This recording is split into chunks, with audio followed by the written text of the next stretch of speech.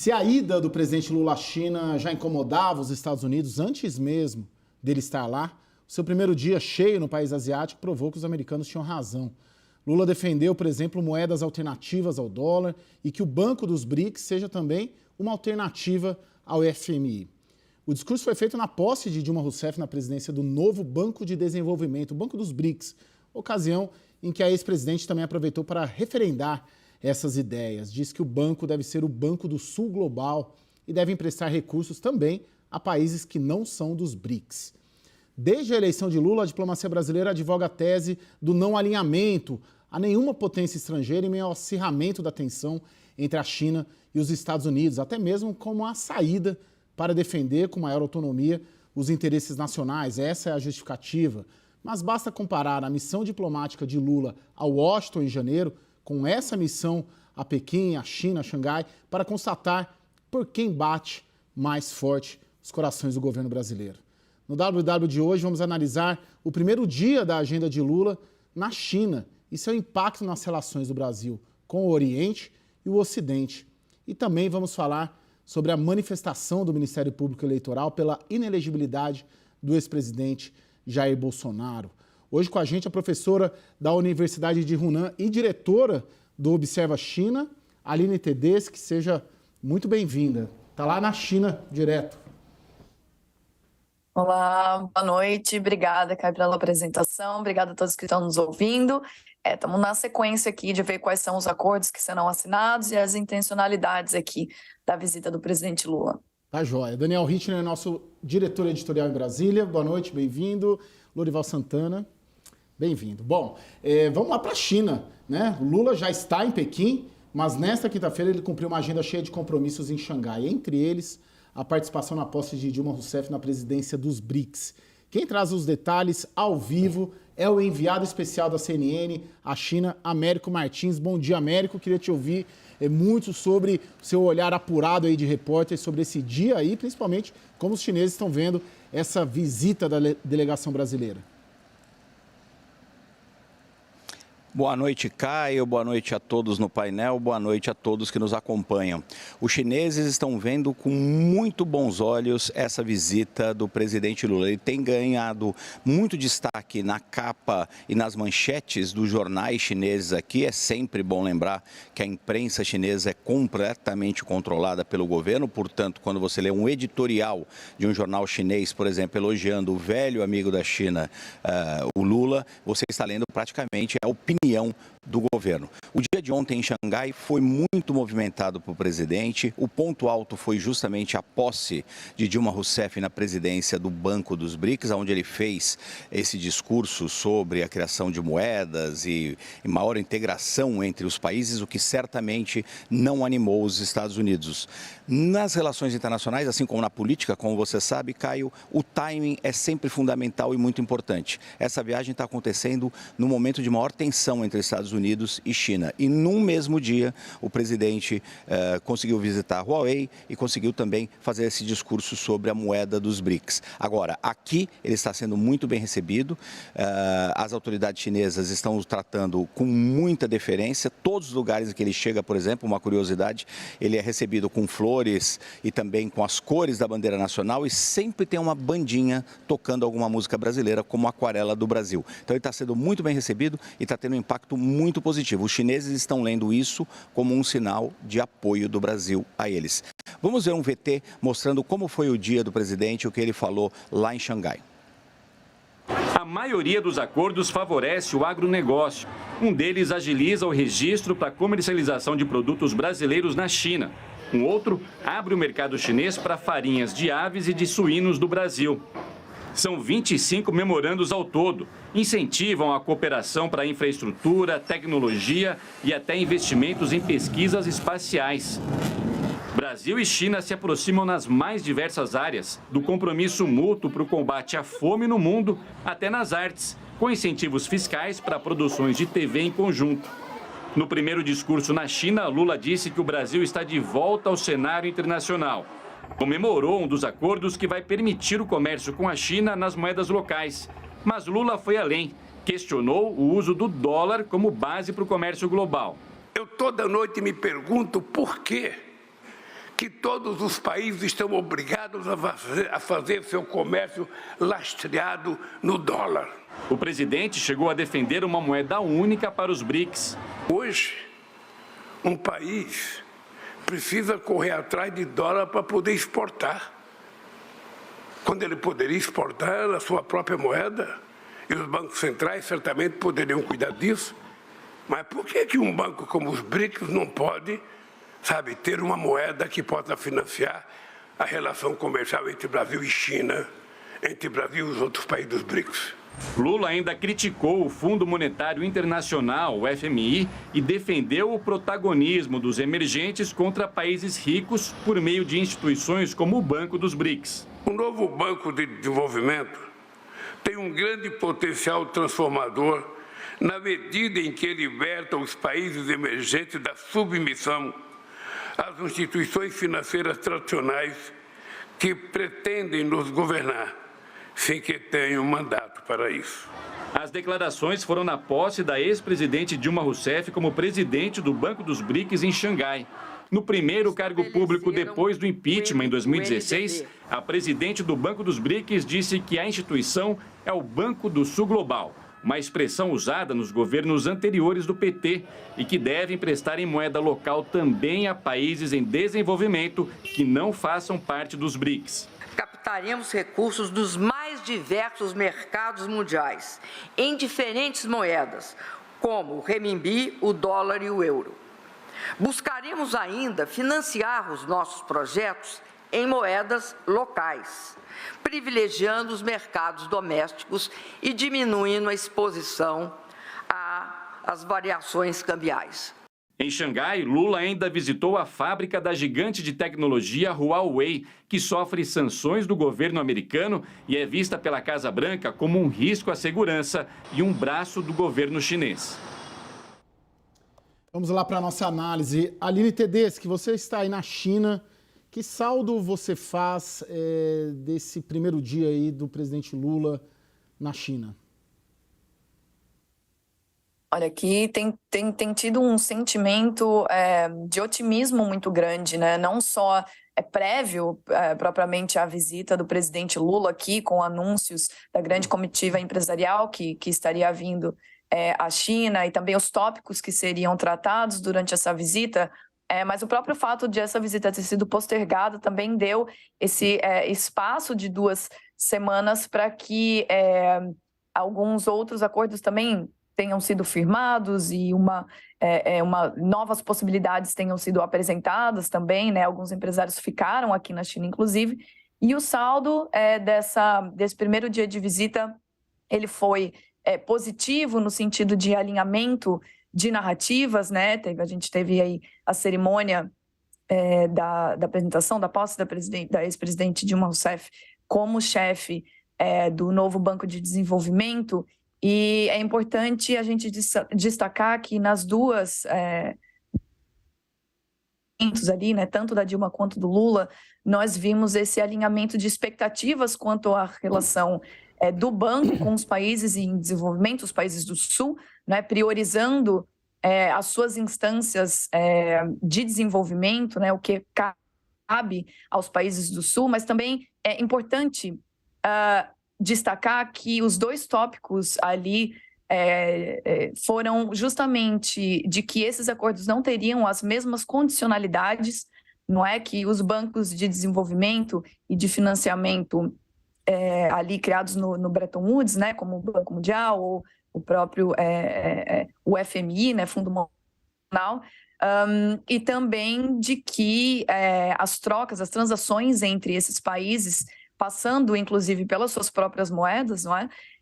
De uma certa maneira também os blindariam contra possíveis futuras sanções, né, por parte dos Estados Unidos e, acima de tudo, também uma estabilidade no fluxo dessas transações, justamente por não passar pelo dólar, né? Então, nós temos, enfim, isso a partir dos pronunciamentos e, claro, hoje a visita continua também com a consolidação de mais de 20 acordos também e em diversas áreas, o que é um terceiro ponto, né? Diversificação de áreas, de frentes não só entre Brasil e China, mas também que levam a cabo aí as expectativas com relação ao novo Banco de Desenvolvimento.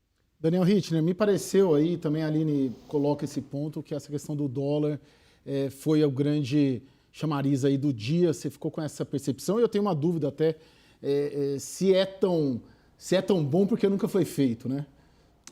Pois é, Caio. Por que o mundo transaciona em dólar? Justamente por isso, porque é uma moeda muito facilmente transacionável, ou seja, você pode exportar produtos para qualquer lugar do mundo, receber em dólares, e aí se você é uma empresa, digamos, do interior do Mato Grosso e vende soja ou milho, recebe em dólares, com dólares você pode usar nas suas importações de fertilizantes da Ucrânia ou da Rússia, de tratores dos Estados Unidos, na compra de insumos da Argentina, porque é uma moeda facilmente aceitável. O mundo investe investimentos produtivos e financeiros e comercializa sempre em dólares. Usar o renminbi, por exemplo, ou os pesos da Argentina nas trocas bilaterais, é possível e pode funcionar, inclusive diminui os custos de transação, mas condiciona mais os países a não só exportarem, mas importarem desse mesmo parceiro comercial. Imagina que é mais ou menos como um viajante que compra ali uma passagem numa companhia aérea para embarcar para Miami ou para a Europa e chega ali no balcão e a empresa diz, olha, deu um overbooking aqui. Você viaja do mesmo jeito e a gente te compensa, a gente te dá $1.000 em crédito. Só que em vez de crédito mesmo em moeda, o que você ganha é o direito de viajar por aquela mesma companhia. Da mesma forma é o uso do renminbi ou do peso argentino no sistema de moedas locais no comércio. Você recebe, diminui os custos de transação, mas você fica condicionado também a comprar o fertilizante, o trator, o insumo daquele próprio país, a não ser que você pegue esse dinheiro e também converta nos mesmos dólares que são aceitos por todos os parceiros comerciais. Orival Santana, eu na minha condição de repórter de política brasileira, especializado, fiquei com a impressão que hoje estava muito claro a prioridade da política externa brasileira. A política externa brasileira advoga bastante a tese do não alinhamento, mas bastava ali comparar o que foi essa viagem, o que foi o dia de hoje, com o que foi o dia do Lula quando esteve com o Biden. Está claro, a prioridade da diplomacia brasileira é a agenda Sul-Sul? Sem dúvida, né? Quando ele ataca o dólar, né? O dólar é emitido pelo Banco Central americano e vai fazer, inclusive, sacrifícios econômicos, né? Para levar adiante essa bandeira, porque como o Daniel estava explicando, o Banco Central brasileiro vai ficar com reservas de yuans, ou renminbi, ou rublos russos, ou rúpias indianas, e vai então ter que comprar só desses países, né? Porque esse dinheiro não é aceito em outros lugares. Então, o banco do BRICS, ele tem uma certificação de risco, uma análise de risco que caiu. Ele era um AA+, e ficou AA por causa da invasão da Ucrânia pela Rússia. Para você ter uma ideia, todos os bancos de desenvolvimento são AAA, incluindo o Banco de Desenvolvimento Africano. Então você vê o custo de estar na companhia desses países, né, que não são transparentes, são autocracias, e que fazem essas aventuras militares, e quando você cai na certificação de risco, você pega dinheiro emprestado mais caro. Então tem um custo econômico para os países. O presidente Lula quer ampliar o financiamento dos projetos brasileiros com esse dinheiro do Banco dos BRICS, ele vai pagar mais caro. Além disso, esse dinheiro que nós vamos receber, esses yuans, esses rublos, são os bancos centrais da China e da Rússia, por exemplo, não são independentes. Com uma canetada, o Xi Jinping e o Vladimir Putin, já fizeram isso várias vezes, podem desvalorizar suas moedas, seja para fazer frente aos déficits públicos muito altos desses dois países, seja para facilitar as exportações. E aí nossas reservas vão diminuir de valor instantaneamente. É diferente do Fed, que é um banco central independente, não é perfeito, mas é independente, assim como o sistema de justiça americano. Por que Hong Kong perdeu muito prestígio? Muitas empresas estão saindo de Hong Kong, porque a China impôs o seu sistema de justiça sobre Hong Kong. Então, são perdas econômicas reais em nome de um alinhamento ideológico, chame lá como você quiser. Aline, você vê aspectos positivos nesse alinhamento do Brasil com a China, com os países do sul global? Eu acredito que não seja um alinhamento ideológico, muito pelo contrário, eu acredito que seja um alinhamento pragmático, né? É importante lembrarmos que esses acordos, né, inclusive das transações entre as moedas, elas não só são uma medida complementar às transações em dólares, já que boa parte ainda, uma parte muito expressiva das reservas ainda são em dólares, então nós não estamos falando sobre uma substituição do dólar, nós estamos falando sobre possibilidades, não é, de adicionar outras moedas também como troca. E é importante também salientar que esses acordos de trocas diretas, eles não são prévios aos acordos comerciais. Então, não estamos falando de que, a partir desses acordos, né, de troca de swap direto das moedas, é que nós teremos um avanço das relações comerciais e de investimento. É o contrário. Né, a China e o Brasil já têm essas relações muito consolidadas. Pode continuar, Aline. Já temos essas relações muito consolidadas. A China é o principal parceiro comercial do Brasil. Nós tivemos aumento dos investimentos chineses no Brasil, e, inclusive em áreas estratégicas agora para o posicionamento do Brasil em setores como desenvolvimento tecnológico, inovação, né, desenvolvimento de cadeias produtivas com digitalização, desenvolvimento verde, né, de hidrogênio verde, biomassa, enfim, são muitas transações, muitas perspectivas de acordos nesse sentido, e por isso esses acordos são feitos, né? Então, é importante a gente salientar e ter uma visão talvez um pouco menos desastrista da economia brasileira e dessa parceria em si, porque o que está sendo colocado em jogo, inclusive isso é refletido nos acordos que estão sendo assinados durante a visita do presidente Lula, ela diversifica projeções da economia brasileira, inclusive voltadas para digitalização, a inovação no campo de educação, para a redução de fome e pobreza, que são assuntos tangentes para os dois países, não é? A segurança alimentar.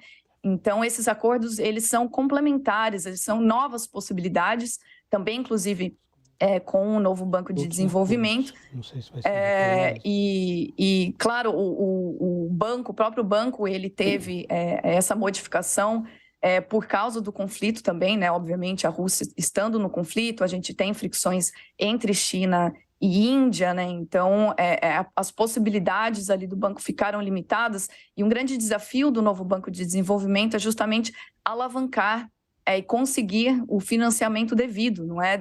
Dentro dos seus próprios países. Então, tem perspectivas positivas com relação a isso. Muito provavelmente, esses investimentos, esses acordos, eles serão setoriais, o que dá a possibilidade dos países priorizarem, não é, os seus projetos dentro e em comum acordo. Então, talvez, enfim, nós tenhamos uma diversificação maior, não é? Uma possibilidade maior, não só de comércio, mas também investimento em outros setores estratégicos para o desenvolvimento das políticas públicas no Brasil.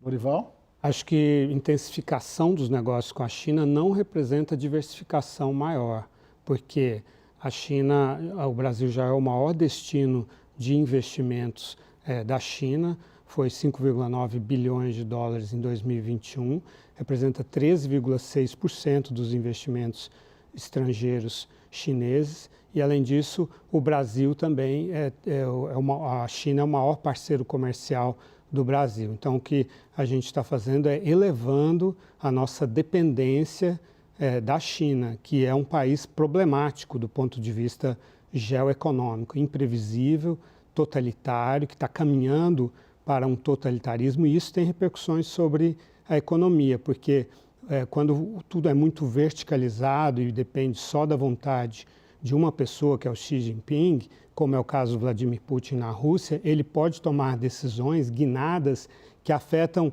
a economia do país dele, como tem acontecido, né? Houve uma desaceleração no crescimento econômico da China por causa de decisões do Xi Jinping, como o lockdown de 3 anos para não importar vacinas mais eficazes e uma série de medidas contra a economia chinesa mesmo, que ele adotou contra as big techs, as grandes empresas chinesas sofreram severas restrições regulatórias porque o Partido Comunista estava preocupado com o poder econômico e com a quantidade de informações que essas empresas de alta tecnologia chinesas tinham sobre os cidadãos e tolheram da noite, ao longo de meses, por assim dizer, da noite para o dia, segmentos inteiros que valiam trilhões de dólares e que encolheram.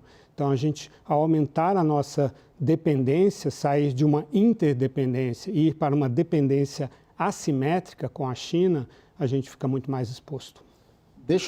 A gente está falando bastante de transações. Aline, já te devolvo. O Daniel Richtner preparou um material sobre a participação da China nas exportações do Brasil. Daniel, por favor.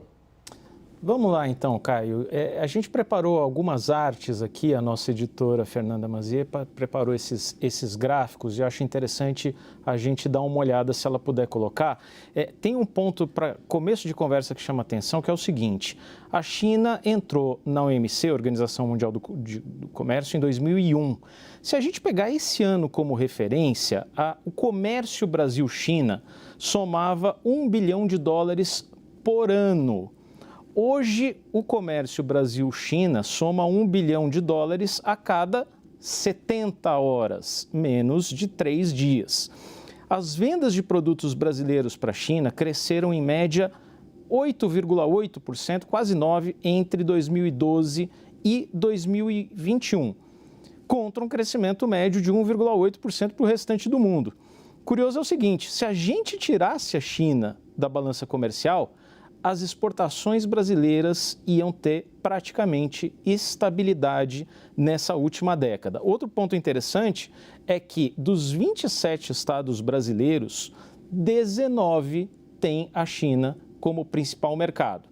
Aí, se a gente sair do Brasil e olhar o que está acontecendo na região, na América do Sul, que é a nossa próxima tela, a gente pegou dados do Banco Mundial. E ali a gente observa o seguinte: como entre 2000, que é esse mapa à esquerda, e 2020, o mapa à direita, você tem uma grande quantidade de países que trocou a China, os Estados Unidos pela China como maior parceiro comercial, como maior destino das exportações da região. Então a gente tem, por exemplo, ali, observa o Chile. O Chile tinha em 2000 os Estados Unidos como principal mercado. 2005, primeiro país sul-americano a firmar um acordo de livre comércio com a China. E o que a gente vê depois de 20 anos? A China é o principal parceiro comercial. Agora a gente pega o Uruguai ali, um mercado que tinha muita relação comercial com os Estados Unidos e principalmente com o Brasil por causa do Mercosul. O que acontece entre 2000 e 2020? O Uruguai passa a ter a China como principal mercado consumidor. Não à toa, não por acaso, o Uruguai ameaça romper as regras do Mercosul e negociar um acordo de livre comércio diretamente com a China, sem o Brasil, Argentina e Paraguai. Ô Daniel, agora você que acompanha bastante essa questão de infraestrutura, essa nova Rota da Seda, né, o nome oficial é Iniciativa Cinturão em Rota, pode fortalecer ainda mais essa presença chinesa na América do Sul? Eu acho que é indiferente, Caio. Observe que para muitos países do mundo, de fato, a iniciativa Cinturão e Rota faz sentido. Tanto que a China ganhou imenso mercado na construção, em grandes obras de infraestrutura na África, mesmo na América Latina, que aí a gente está falando de países do Caribe, América Central, Equador, Colômbia, Argentina. A Argentina está construindo a sua terceira usina nuclear com tecnologia chinesa. Está remodelando a sua grande linha ferroviária com dinheiro chinês. No Brasil, o programa de concessões já existe, já está estruturado e já é totalmente aberto ao capital chinês. A China, que tem tido ao longo desses anos alguma dificuldade de entender as regras de governança no Brasil. licenciamento ambiental, os órgãos de controle, os ritos diferentes que existem no processo de licitação, de modo que isso não é uma observação do governo Lula, não. O governo Bolsonaro dizia a mesma coisa. O ex-vice-presidente Hamilton Mourão que dizia, no fundo, participar da iniciativa Cinturão e Rota é apenas oficializar o que já existe. O PPI, que é o Programa de Parceria de Investimentos, já está completamente aberto ao financiamento chinês. Aline, essa entrada do Brasil na nova Rota da Seda é uma condição para os chineses investirem mais? Ou seja, o Brasil entra na Rota da Seda, na nova Rota da Seda, e em troca os chineses colocam mais recursos aqui ou elas caminham separadas? Eu acredito que ainda caminham separadas. Teria alguma modificação no sentido de priorização de projetos, acredito eu, e de como isso seria planejado, né? Vamos dizer assim. De fato, a China investe bastante no Brasil para além da entrada do país na iniciativa do Cinturão e Rota, né? A gente pode elencar aqui algumas vantagens e desvantagens dessa entrada, né? Considerando, obviamente, que muitos países sul-americanos já são signatários aí da iniciativa.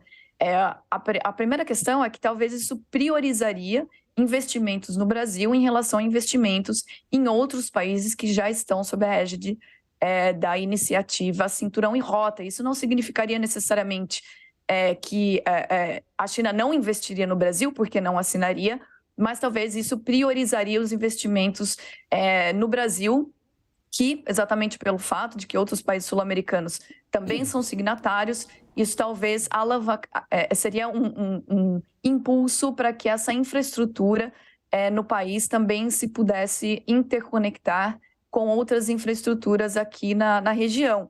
De certa maneira, a entrada do Brasil na iniciativa Cinturão e Rota, ela contribuiria para intensificar também o uso do renminbi nessas trocas, né, e também aqui entre os países sul-americanos, sobretudo trocando essa expertise, o conhecimento, né, sobre o uso de moeda digital, inclusive agora que os países também projetam o uso das suas moedas no âmbito digital, em certa medida contribuiria para uma articulação maior do acordo entre Mercosul e China, possivelmente. Tem muitos entraves com relação a isso, mas no sentido de infraestrutura e logística mesmo, né?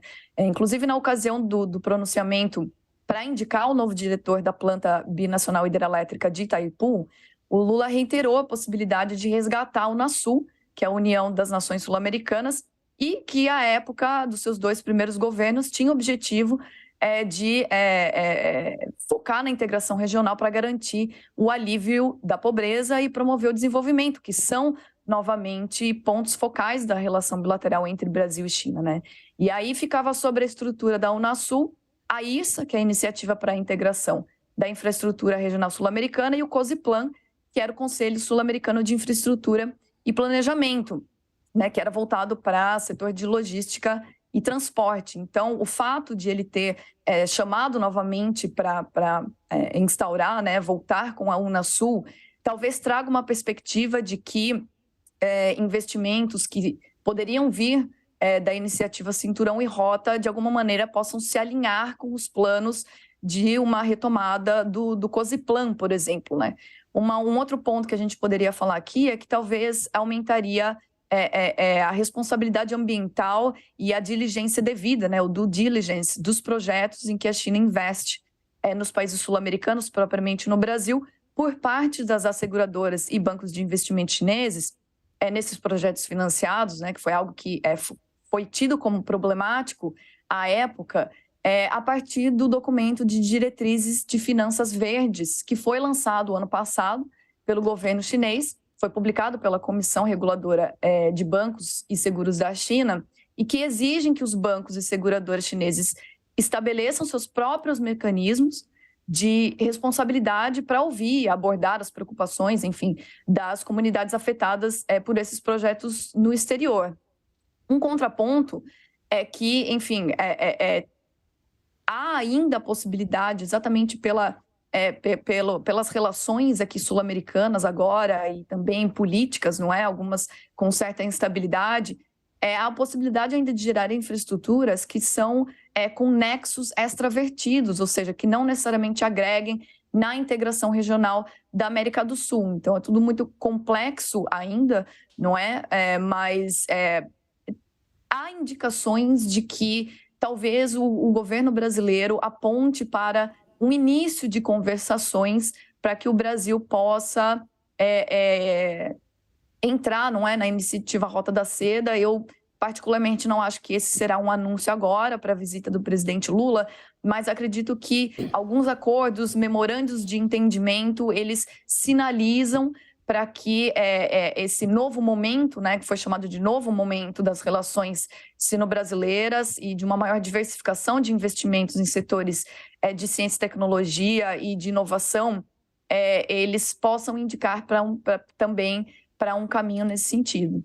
Lorival?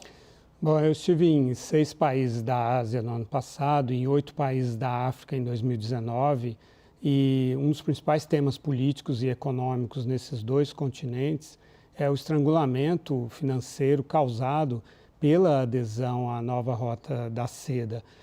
As condições draconianas de juros e de hipoteca, de garantia dos ativos que a China impõe.